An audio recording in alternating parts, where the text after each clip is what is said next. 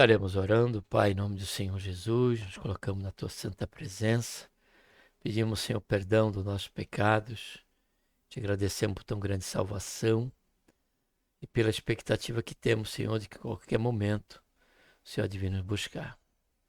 Queremos, Senhor, te agradecer por mais uma vez estarmos aqui diante deste quadro, um momento de reflexão, para estarmos, Senhor, meditando sobre mais um tema, Senhor, da Tua palavra, que tem como título: a Deus, a Ti, Senhor, pertence a justiça, porém a nós somente a confusão de rosto.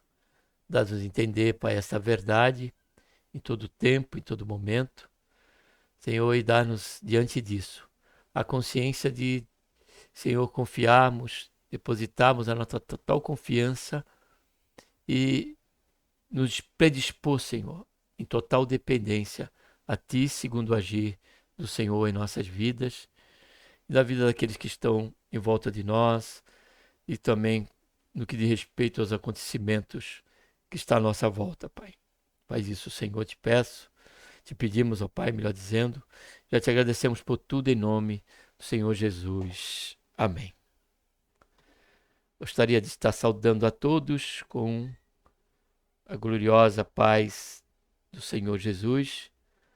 A Ele seja a honra, a glória e o louvor, e também a nossa gratidão por tudo quanto o Senhor tem feito em nossas vidas.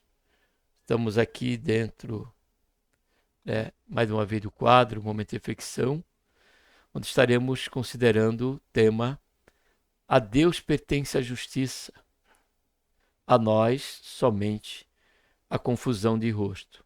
E o texto bíblico para essa consideração se encontra em Jó, capítulo 24, onde a palavra do Senhor nos diz: todavia Deus prolonga a vida dos valentes com a sua força. Levantam-se quando haviam desesperado da vida. Se ele lhe dá descanso, estribam-se nisso, e os seus olhos estão sobre os caminhos deles. Eles se exaltam, mas logo desaparecem. São abatidos, colhidos como os demais, cortados como as espigas do trigo.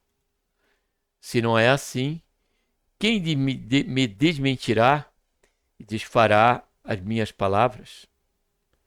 Estamos, amados, diante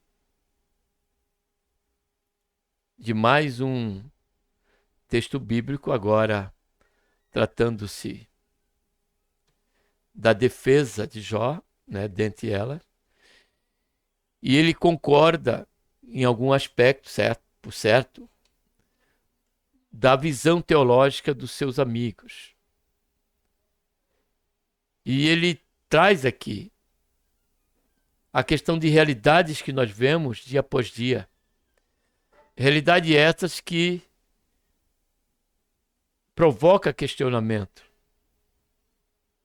Os porquê dos porquê em que está alicerçado a justiça de Deus. Porque queremos medir a justiça de Deus, porque queremos medir as atitudes frente ao exercício dessa justiça de Deus sobre os aspectos da nossa razão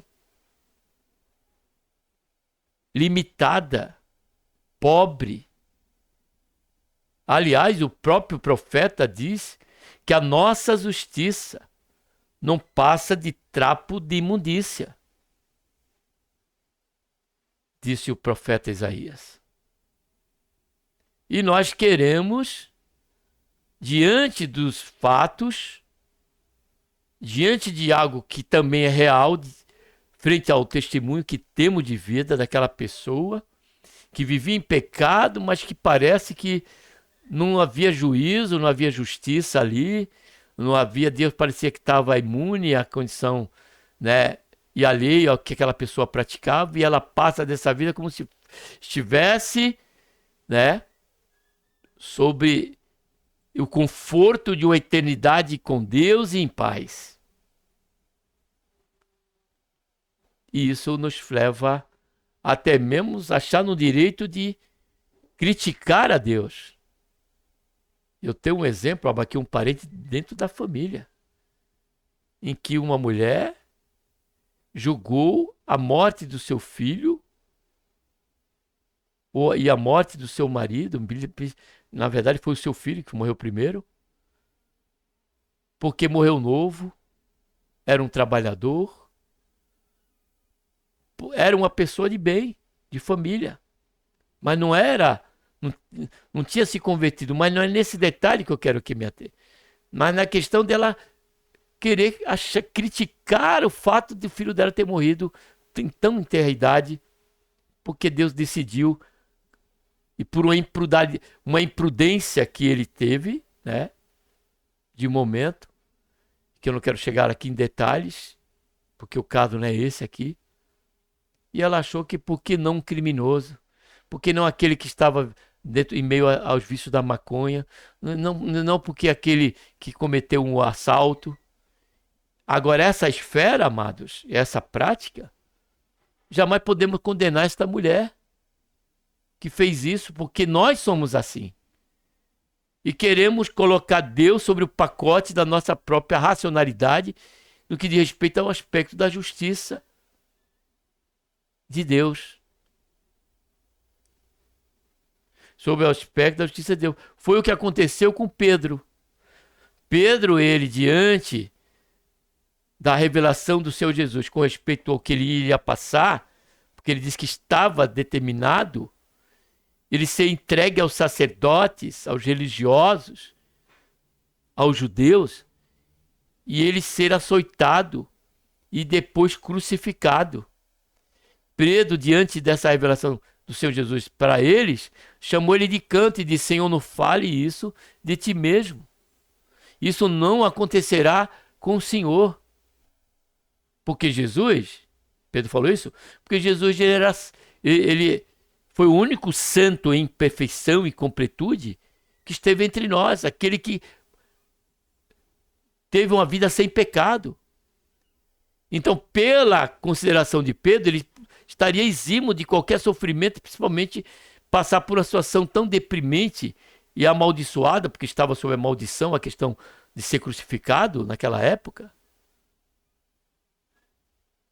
E ele falou para Jesus: não, isso não vai te acontecer não, Senhor Jesus. O que é que Jesus falou? Não para Pedro, mas para aquele que estava fazendo com que Pedro falasse aquilo. Para trás de mim, Satanás. Agora olha o que disse Jesus para Pedro: que cogitas as coisas do homem, humanas, e não as coisas que são de Deus.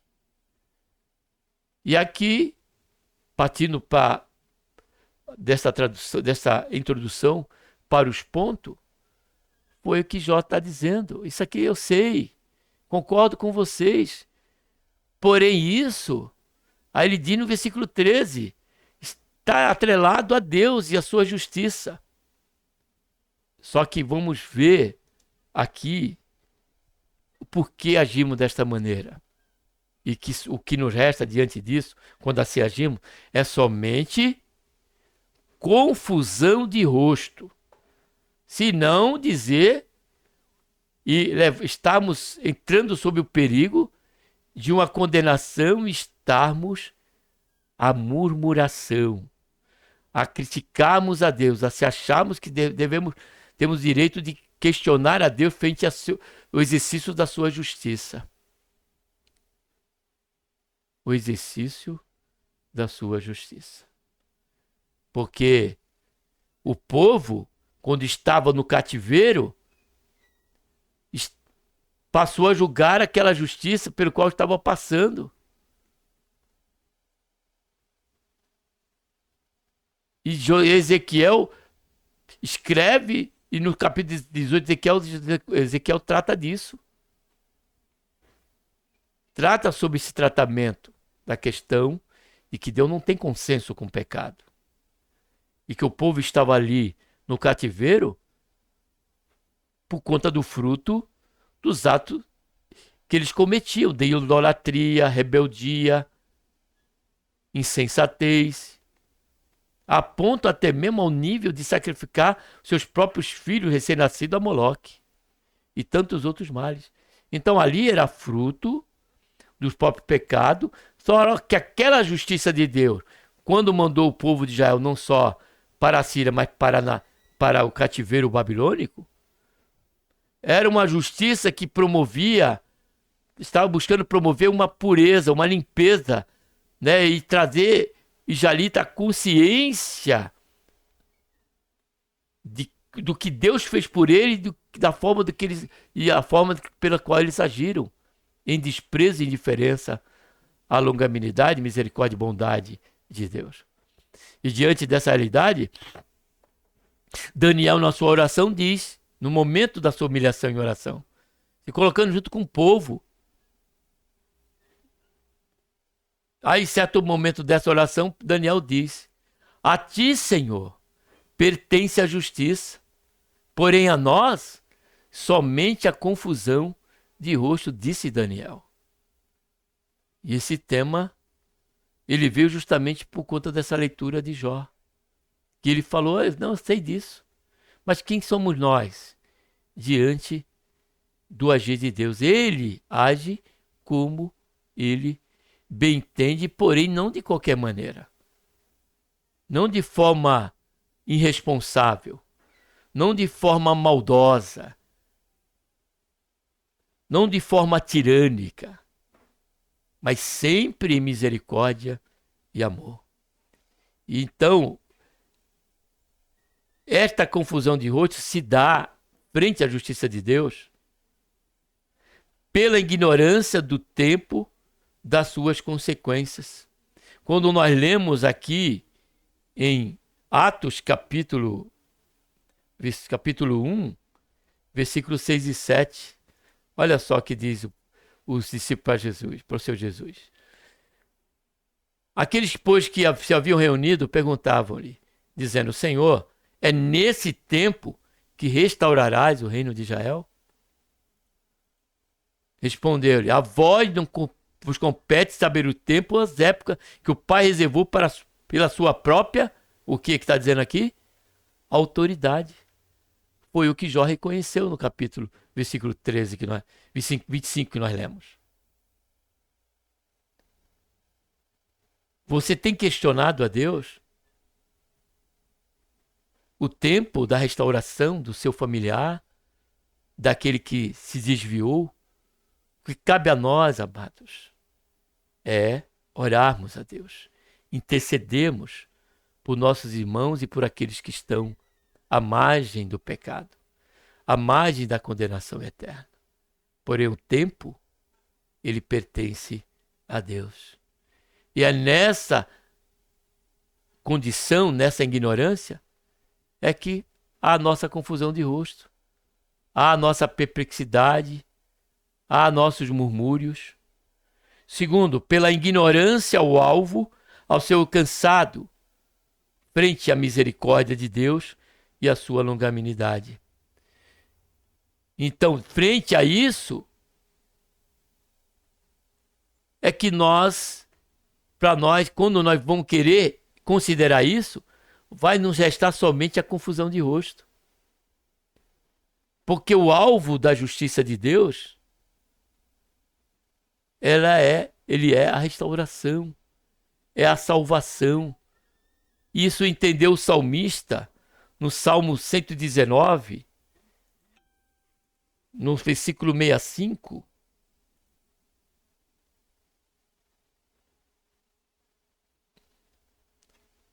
No versículo 65, quando ele diz aqui, ó,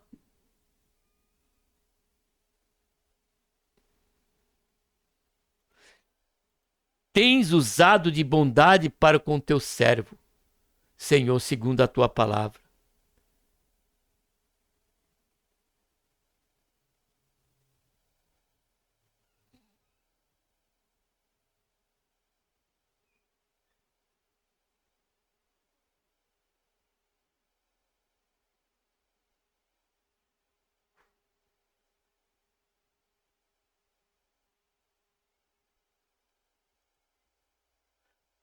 Aí no versículo 67, melhor dele, é 67, 71, ele diz, antes de ser afligido, eu me extraviava, Mas agora, olha só, guarda a tua palavra. Então, a ignorância sobre o alvo, com respeito ao exercício da justiça de Deus neste mundo, é a restauração. E ele diz aqui, ó, antes de ser afligido, ele fala e dá testemunho da sua vida em pecado. Ele diz, eu me extraviava, mas agora guardo a tua palavra. E no 71 ele diz, foi-me bom ter sido afligido, para que aprendesse os teus estatutos. Agora, e por último, e no versículo também 116, eu coloquei aqui como referência. Versículo 116, no seu versículo 10. Se não for no 116, é o 103, então. É Salmo 103, eu confundi só o Salmo, versículo 10. O versículo é esse mesmo, versículo 10. Quando ele diz, ó, não nos trata segundo os nossos pecados, nem nos retribui segundo a nossa iniquidade. E por quê? E por que razão é essa? Vamos entender agora pelo último ponto. A confusão de rosto pertence a nós com respeito ao tratamento e à justiça de Deus, pela ignorância do seu desejo primário.